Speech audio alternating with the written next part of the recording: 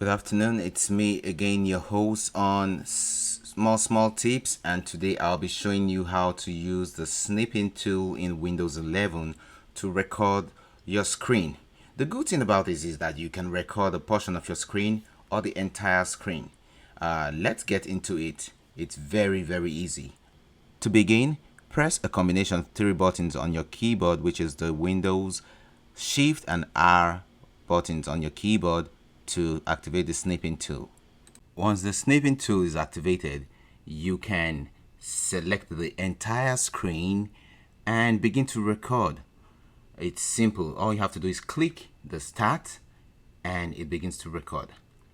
You see the entire screen is now being recorded, and you also have another option to record just a selected area or a selected portion of your screen. Now I stopped the recording. You can edit it in Clipchamp, but with that you have to sign into your Microsoft account. But now I decide to save it with any file name, and that is it. I just recorded the entire screen. And now I will record a portion of my screen. Let me put up this Google Chrome page as the portion of the screen I want to record for maybe training purpose or just to show someone. So now what I have to do is do the same process just like we did, go through the same process just like we did before, and begin the sniping tool, pressing a combination of Windows Shift and R. Then I will select the portion of the screen that I want to record.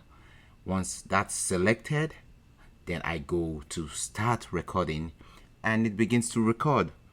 So right now I am just recording the portion of my screen, and I am assuming it's a demo of whatever I want to send to someone. Is just an assumption that whatever I'm recording right now is for training purpose, or it's something that I want to show to somebody of how they can do something.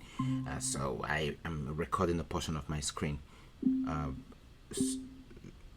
I will stop the recording, and you see this is the portion of the screen I have recorded. I can either edit it in Clipchamp. I can also play it to see if I am satisfied with what I recorded, and that is it.